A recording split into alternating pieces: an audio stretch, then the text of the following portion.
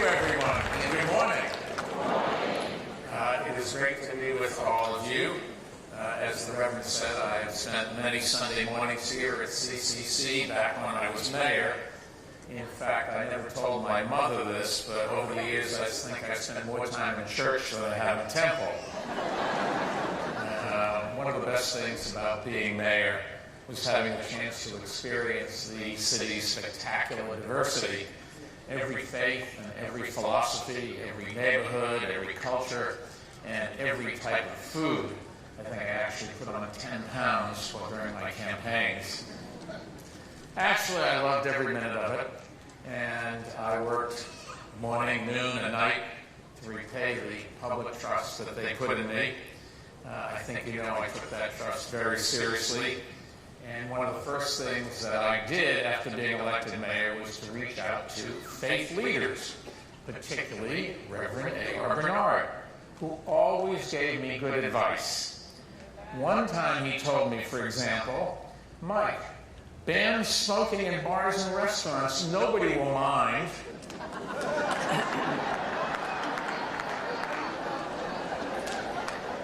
But seriously, I've always believed that any mayor's most important responsibility is protecting people's health and protecting them from violence and danger. And that's why stopping gun violence has been one of the fights of my life. And this morning, thank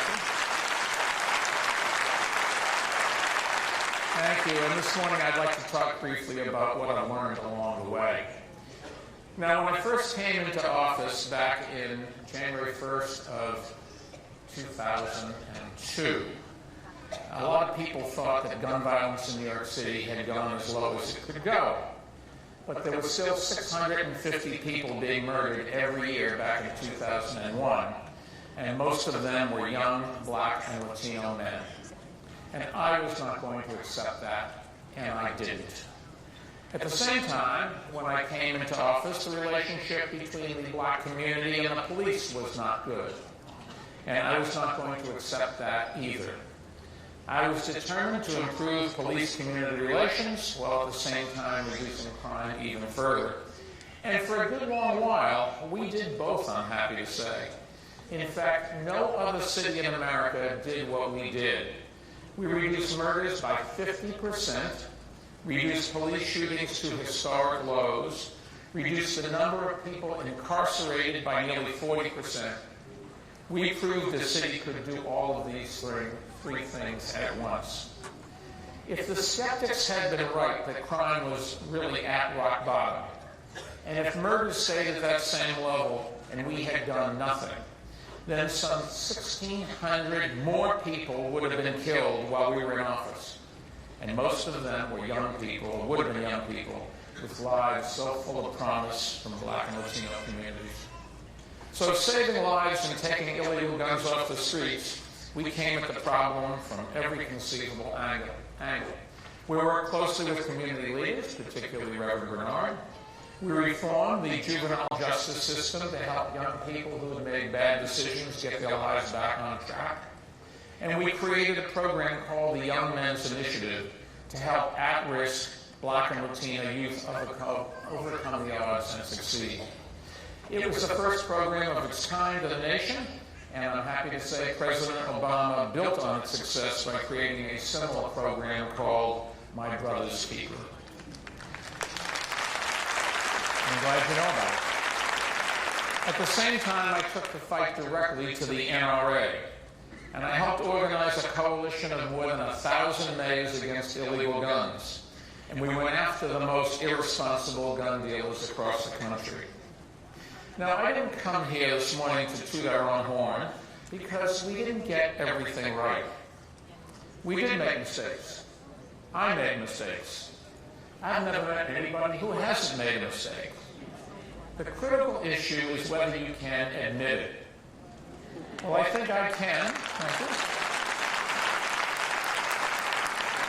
And whenever something went wrong, I took responsibility, including if an innocent New Yorker was killed by police.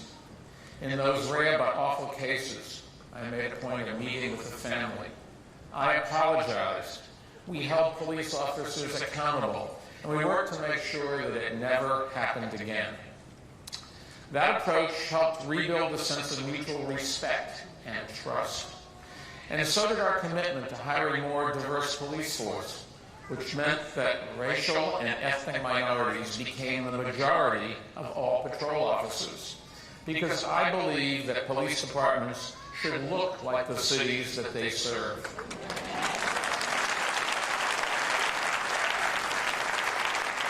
After 8 years in office, studies confirmed what was clear to me.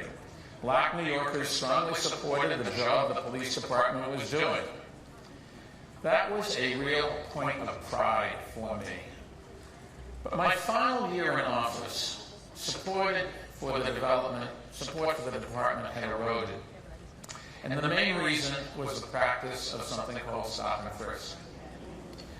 Our focus was on saving lives. The fact is, far too many innocent people were being stopped while we tried to do that. And the overwhelming majority of them were Black and Latino. That may have included, I'm sorry to say, some of you here today. Perhaps yourself, or your children, or your grandchildren, or your neighbors, or your relatives. I spoke with many of the innocent people affected and listened to their frustrations and their anger. And as I said at the time, I'd be angry too.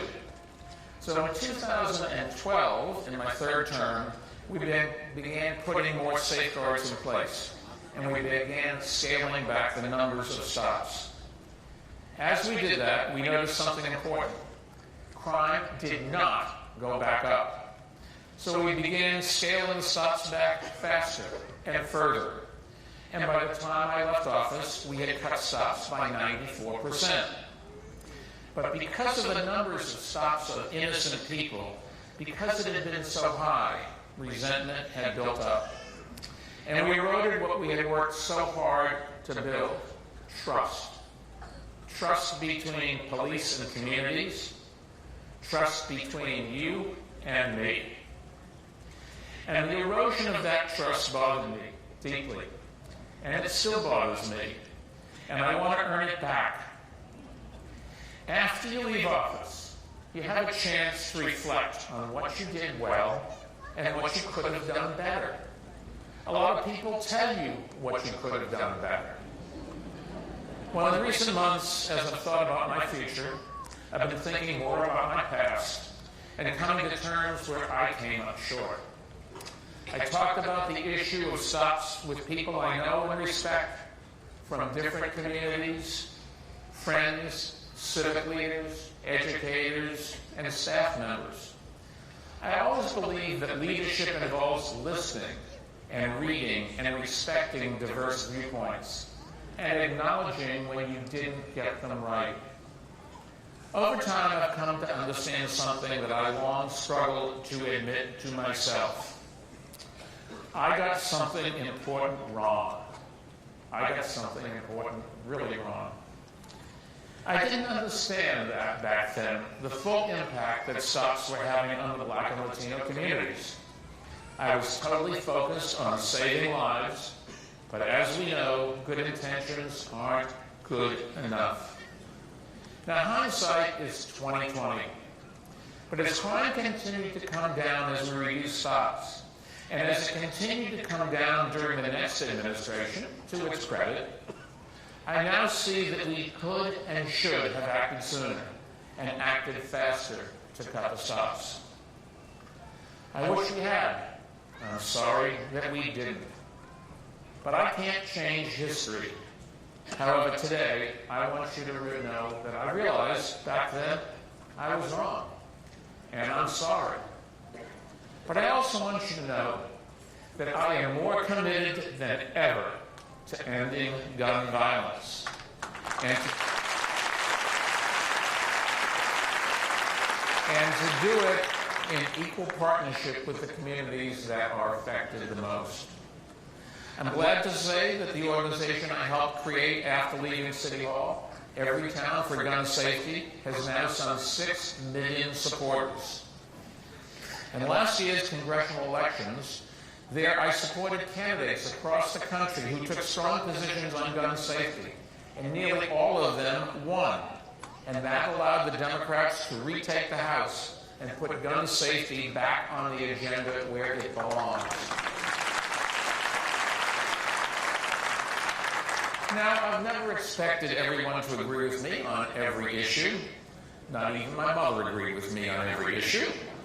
But the causes that I am most passionate about, not just gun violence, but also education and public health and economic opportunity for all families.